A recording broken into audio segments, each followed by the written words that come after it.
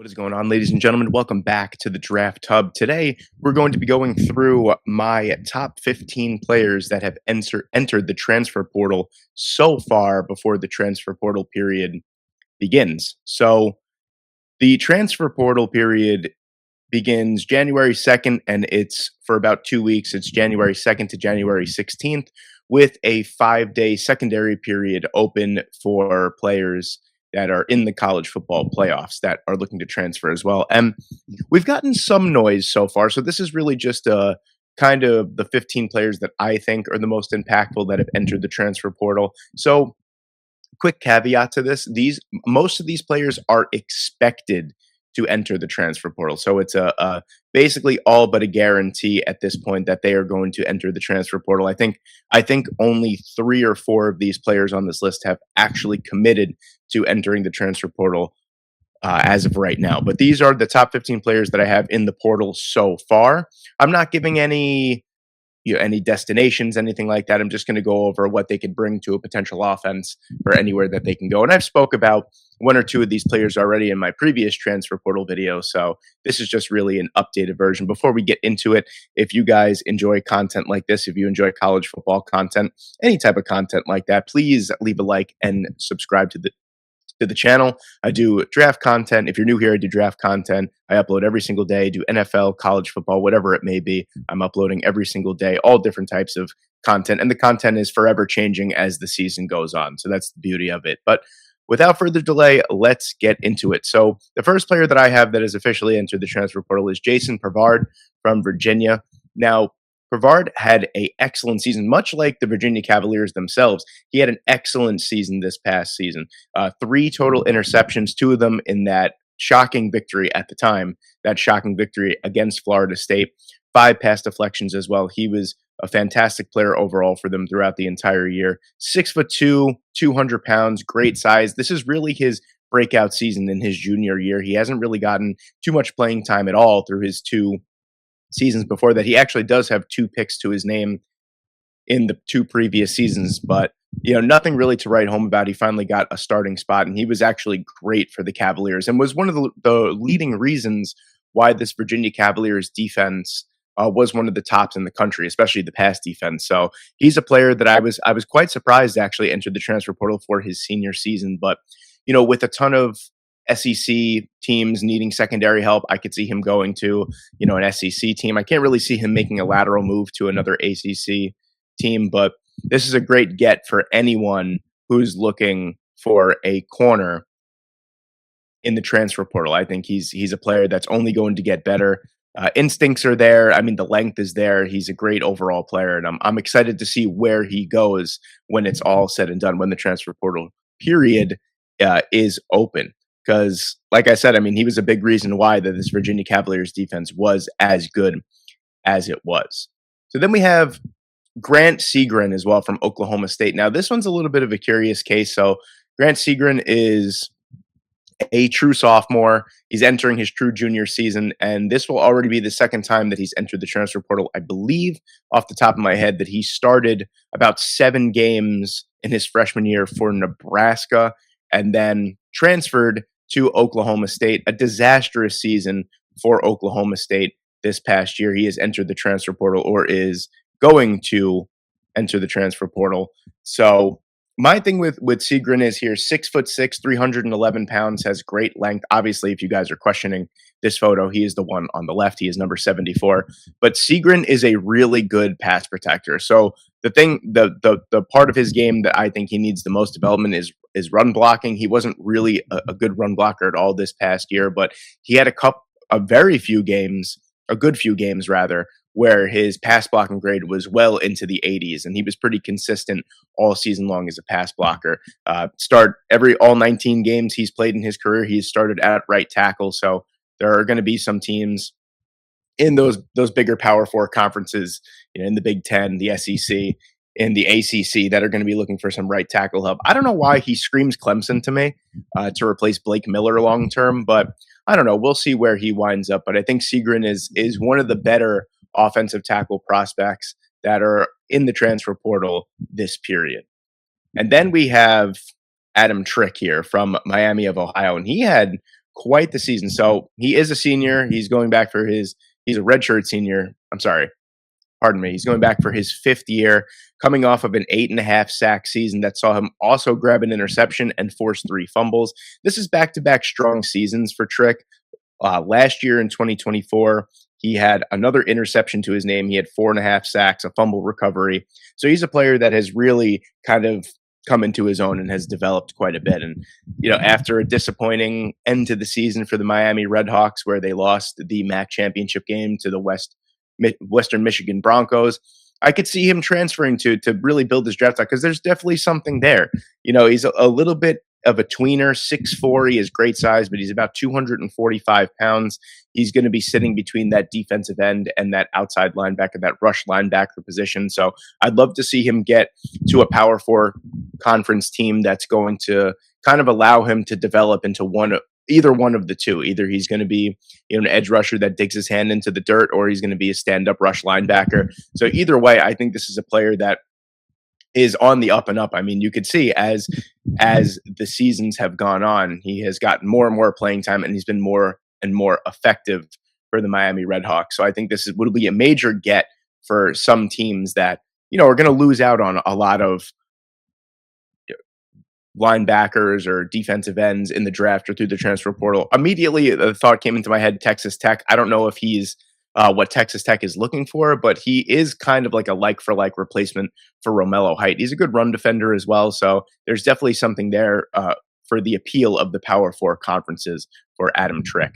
Moving on, you have Kenny Minchey here. So Minchey is a little bit of a curious case, former 4-star prospect, really hasn't been able to play at all for Notre Dame in his time here. So I think this is more of a projection more than seeing actual statistics and what he could bring to a Power 4 conference team. But I think there's going to be a lot of teams that are vying for quarterbacks here. This is the transfer portal is just basically a quarterback carousel at this point. Minchey is a player that has all the intangibles. He has the athleticism, 6'2", 208 pounds. He's more of the modern day, quarterback, someone that's a dual threat, has a strong arm, can throw the ball down the field. He hasn't really gotten his opportunity at Notre Dame at all, really. He's kind of come in and mop-up duty. I think he threw for like 196 yards this season, no touchdowns, no picks. He really didn't get an opportunity to throw the ball at all in his 2 seasons at Notre Dame. So I think this is a smart move for him long-term, because he is someone that has a lot of high athletic appeal, a lot of upside. So I don't really know where he would fit. I don't really know where he would go. I don't think a group of 5 team would be necessary. I think that he could transfer to a Power 4 conference team and start right away. So it's going to be interesting to see where exactly he ends up. But like I said, Minchey is with CJ Carr in full control of the Notre Dame quarterback situation. I mean, Minchey it's a no-brainer for him to transfer. And I think with the amount of movement in the transfer portal for quarterbacks in today's day and age, I think that Minchey is going to find a home somewhere relatively soon, and he's going to find a home where he could start right away as well. So then we have an interesting case here. We have Boo Carter from Tennessee, and Boo Carter's coming off of, pretty decent 2 seasons with Tennessee.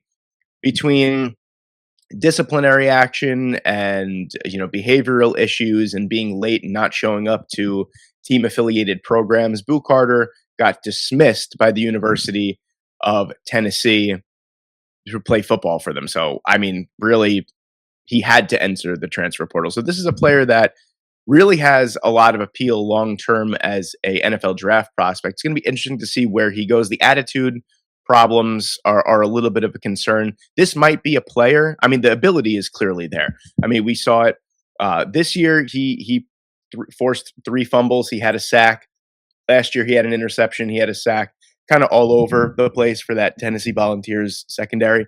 This is a Tennessee Volunteers secondary that has produced some really, really great players over the last few years. And Boo Carter is no different. The only problem is now, where is he going to rebuild his reputation? Is he going to be a guy that is going to be able to start at a Power 4 conference, or is he going to have to go down to a group of 5 team and see? And I mean, I personally think that would be great for him to go down to, a group of 5 team that would kind of allow him to, shut his trap, put his head down and work and rebuild that reputation as a real 2027 NFL draft prospect, because the size is there, 6 foot, 200 pounds, the athleticism, the instincts are there. This guy is going to be a good player at the next level, but he just has to kind of fix his attitude concerns and really rebuild his reputation. But I think Boo Carter is a player that comes with a ton of upside as long as we can work past those issues that we saw that really reamed their ugly head this past year at the University of Tennessee. And now we have the leading receiver in the FBS and Danny Scudero from San Jose State. I don't know what's in the water at San Jose State, where Nick Nash last year was basically the leading receiver in almost every major category for the San Jose State Spartans. And then you have Danny Scudero, who put up 88 catches for 1,291 yards and 10 overall touchdowns. And this isn't just a fluke season. Last year, as the second option for the Spartans, he put up 52 catches for 664 yards and 5 touchdowns as well, added a rushing touchdown to his name. This is a player, I mean, tiny player, 5'9", 174 pounds. He's more of that scrappy slot receiver that you're looking for. But this is new news because I am recording this at 10 o'clock in the morning on Saturday. He was a player that entered the transfer portal around 3 o'clock on Friday. So this is a player that I think a Power Four conference that's in desperate need of a scrappy slot receiver could absolutely use. He's a good route runner. He's very twitchy, very sudden, and I think that could work very, very well in a spread type of offense for a Power Four conference. So it's going to be interesting to see where Scudero goes, because this is back-to-back seasons for the Spartans that they had 2 incredible wide receivers. So they're kind of becoming one of those like random wide receiver factories from a Group of 5 team. But yeah, the San Jose State Spartans have produced quite a bit of NFL talent, or at least transfer portal talent over the last couple of years as well. So it'll be interesting to see how they replace Scudero, because he was a natural replacement for Nick Nash last year. But Scudero is one of the better wide receiver prospects in the transfer portal. So it'll be interesting to see where exactly he lands going forward. And then you have Tellek Lockette here. And actually, funny story about Tellek Lockette. I interviewed him a couple of years ago as an NFL draft prospect in the 2024 draft cycle, but he is someone that arguably was the Sun Belt's best interior offensive lineman the last couple seasons. A little bit underweight at 6'4", 290 pounds, but he's a player that's pretty ferocious in the run game and good as a pass blocker. He's going to go to a Power 4 conference, and I think this is his 5th year. This is his final season as a potential graduate transfer from the Bobcats here. And I'm kind of surprised, honestly, that he is entering the transfer portal because of the Texas State Bobcats moving to the new Pac-12 next year. I thought maybe, that would get him a little bit more exposure. But, interior offensive line is in high demand, and he is definitely one of the best that the Sun Belt had to offer this past year and really the past couple of years for the Bobcats. So it's going to be interesting to see where he fits in long term at a Power 4 conference for 1 year, because really this is how he's going to build up his draft stock going forward to the 2027 draft. So I think this is a player that was well deserving of being highlighted. Like I said, really good in the run game, good as a pass blocker, very, very strong, could play all 3 interior offensive line positions. And if you know me and you know my channel, you know that I'm a huge proponent of interior offensive line versatility. So I think Lockette is a player that we're going to see at a pretty prolific Power 4 conference when it's all said and done. I think this would be a great under-the-radar get for really any team in search of interior offensive line help. And then you have Jared Richardson. And if you know this channel, you know that I am a huge fan of Jared Richardson. And I'm a little bit disappointed because I expected him to declare for the 2026 NFL draft. That's not the case. He is entering the transfer portal. It was confirmed the other day that he's entering the transfer portal. What a season for the Penn Quakers. He had 80 catches for 1,033 yards and 12 touchdowns. The guy is unbelievable. 6'2", 215 pounds, powerful runner, is able to just run through tackles at will. Very, very fast as well. Extremely strong. This is a player coming from, the Ivy League and the FCS, and I think is going to make a real impact as like a wide receiver too. I don't know. I don't know if he has the chops to go straight to a Power 4 conference team, but I think he'll be able to make some real noise for some reason. And I think maybe it's because he's a similar type of wide receiver to Ted Hurst. I don't know why Georgia State was the first team that I thought of, but I honestly think that would be a step in the wrong direction for Jared Richardson. if he were to go to a team like the Georgia State Panthers. But yeah, at 6'2", 215 pounds, I'm also thinking a team like USF would be in the market for someone like Jared Richardson, because Brian Hartline is going to be their new head coach. Brian Hartline has been one of the better developers of talent over the last couple of years at the wide receiver position. He's one of the best recruiters in the country, and I feel like Richardson will really have his chance to shine, especially after a 1,000-yard season in the FCS, and then having a strong season last year with 46 catches, 684 yards, and 7 touchdowns. He's a player that I think is going to be in very high demand in the transfer portal going forward. And you have Jahiem White. So a little bit of a disappointing season for Jahiem White. He did get injured after the first couple of seasons, and he's really kind of been plagued with injuries the last couple seasons, and I think that's what's really holding him back. I don't even think his size really has anything to do with it. 5'7", 190 pounds, but he is incredibly explosive when he is healthy. He's someone that before this season is coming off of back-to-back 800 plus rushing yard seasons. He's also someone that doesn't really factor too much into the passing game. Only has I believe 27 catches to his name over 3 seasons, but he is a player that brings some real juice as a change of pace back. And I think even at 5'7", 190 pounds, and someone that only had 24 carries this past year I don't remember exactly what the injury designation was going into after the first 2 weeks. I don't remember what the injury designation was, but he ended his season a little bit early last year. I believe he picked up an injury in the bowl game that West Virginia played in, and then his season ended early. So a little bit of a disappointing note for Jahiem White, but he's someone that has some real juice. West Virginia has produced some really, really good running backs over the past few years. You think CJ Donaldson as well, as a tight end that was converted to a running back that transferred to Ohio State and had a decent enough impact for the Buckeyes this past season. Jahiem White is another player that I think is going to transfer, maybe not to another Power 4 school, maybe a Group of 5 school, but it's going to be a really nice change of pace back if he is healthy for those teams. And then you have CJ Baxter, and this was actually one of the more surprising transfer portal entries that I personally thought of, because Baxter is a heck of a prospect when he is healthy. The only problem is that his career has basically been derailed so far by significant injuries. You think of he tore his LCL and PCL in 2024. He had a hamstring injury that basically hampered his entire season this year. It's going to be tough to see if he will maintain that true explosiveness going forward. But as a 6 foot, 215 pound back with the amount of speed and the shiftiness that he possesses, I think that there is going to be a team that's going to take a full swing at him. As long as he's fully healthy, he's going to be a featured back in a Group of 5 or a lower Power 4 school going forward. And I think he's going to make a really big impact. I don't know, in a long list of Texas running backs that have made the transition from college to the NFL, I don't really know where CJ Baxter stands just because of the significant injury history, but he's a player that I think is going to provide, an excellent amount of juice if he is fully healthy to any team that he does transfer to. It's just unfortunate that a player of his ability has been marred by injuries in his career so far. And you have Javan Robinson here from Arizona State, and he's one of 2 very, very big transfer portal entries from Arizona State. Robinson had a tremendous 2024 season where he had 3 interceptions. He was, kind of lit the world on fire, I would say. This past year as a junior, kind of took a step back to Keith Abney II and didn't really produce nearly as much as I thought he was going to, as I believe he's a redshirt junior. So going into his redshirt senior season, he is going to be entering the transfer portal and kind of building that draft stock up again, because like I said, last year he had an incredibly strong season, took a backseat to Keith Abney this past year. One thing about him that is a little off-putting is his overall size. I mean, he's 5'11", but he comes in at about 170 pounds, if that.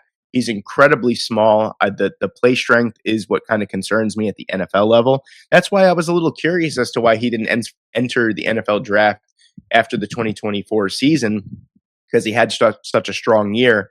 But really, I think the weight issue would have came into play. So he's a player that I think really has to work on, building up his frame. Very tough at 5'11". It's very tough to add on a lot of weight. But if he can get himself up to about 180, 185 pounds without sacrificing a lot of his athleticism and his coverage instincts, I think this is a player going forward that would be a very nice, late day 2, early day 3 NFL draft prospect. But again, the cornerback position is an extremely volatile position in college football and in the NFL. You can never have too many good corners. And I think Robinson is a player that's kind of going to go under the radar in the transfer portal. That's probably going to transfer to, a lower level power four team that we're going to be like, wow, how did this guy, get to this point?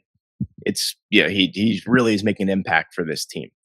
And I have Jaden Craig here from Harvard. So another FCS transfer from the Ivy League that I was actually surprised he entered the transfer portal. So going into his final season, he took Harvard to the FCS playoffs this year, and it didn't really work out well for them. But he's a player that's coming off of 2 straight back-to-back extremely strong seasons here.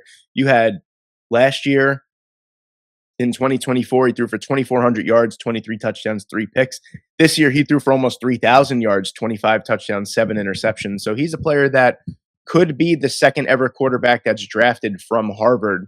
And I think moving to a Power 4 conference at this point would benefit him greatly. I think he's a player, like we talked about before, he is a player that I think, there's so many in this quarterback carousel in the transfer portal. He's a player that I think has real appeal. 6'3", 215 pounds, is a strong arm type of quarterback. He could make any throw on the football field. He is a playmaker.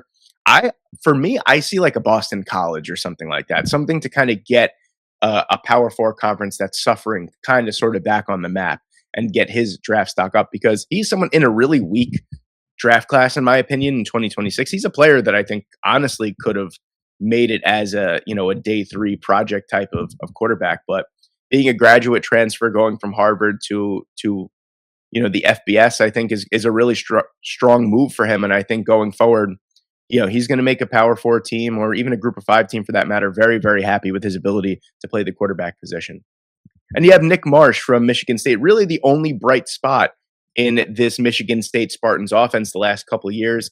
As a true freshman last year, he put up 41 catches for 649 yards and 3 touchdowns. This year, with quarterback controversy with Aiden Childs and everything, he put up 59 catches for 662 yards and 6 touchdowns.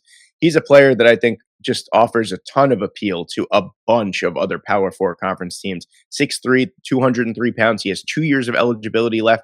This is another player that I could see making a switch to, like an Ohio State or something like that. I know that they don't have Brian Hartline anymore as their wide receiver coach, but in a long line of Ohio State wide receivers that come in and do damage, I think Nick Marsh would be unbelievable. So, Carnell Tate is leaving for the NFL draft. You still have Jeremiah Smith. He could step right into that second wide receiver role and definitely flourish with Julian Sayin and that Ohio State offense. That's just an opinion for me. I don't know if he ends up going there, but he's going to be one of the most sought after talents in the transfer portal. And I do think that he is the best overall wide receiver that has entered the transfer portal so far.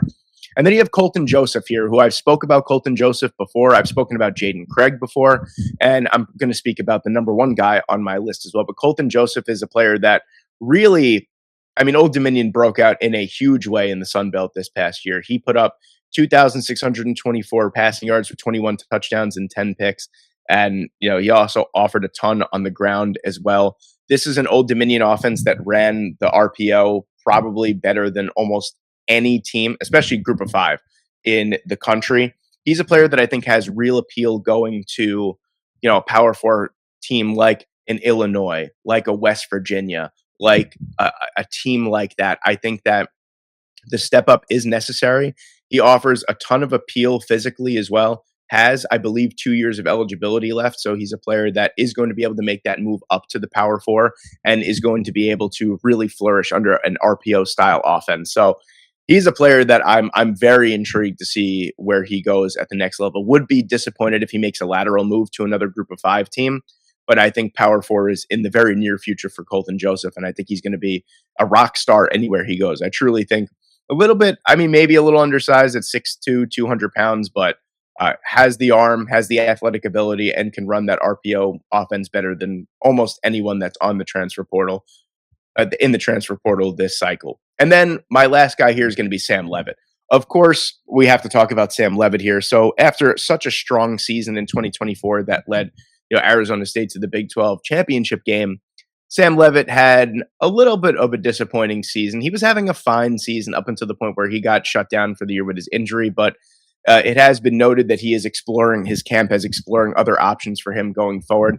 And Leavitt is an interesting case because when you have an offense as explosive as Arizona State, this is an offense that can make him look really, really good.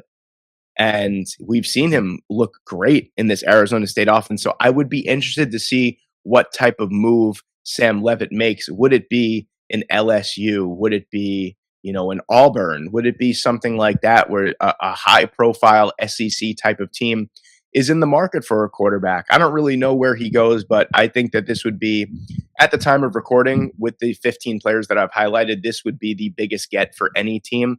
I think it is in his best interest to move on from the Sun Devils, and I think an SEC team would definitely be calling for him here.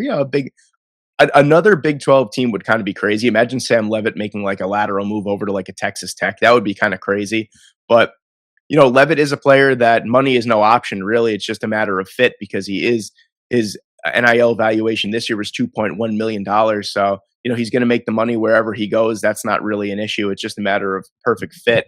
And it's going to be interesting to see where exactly he fits, going forward to potentially an SEC or a Big Ten or an ACC type of team. But I'm very curious to see. And obviously, I think he's the top player in the transfer portal up until this point at the time of recording. And there you have it, ladies and gentlemen. There are my top 15 players that are in the transfer portal so far. Let me know what you guys think in the comment section below. Let me know if there's a player that you like that I potentially missed or you think deserved to be in the top 15. Thank you guys so much for watching today. I hope you enjoyed, and I hope I see you in the next one.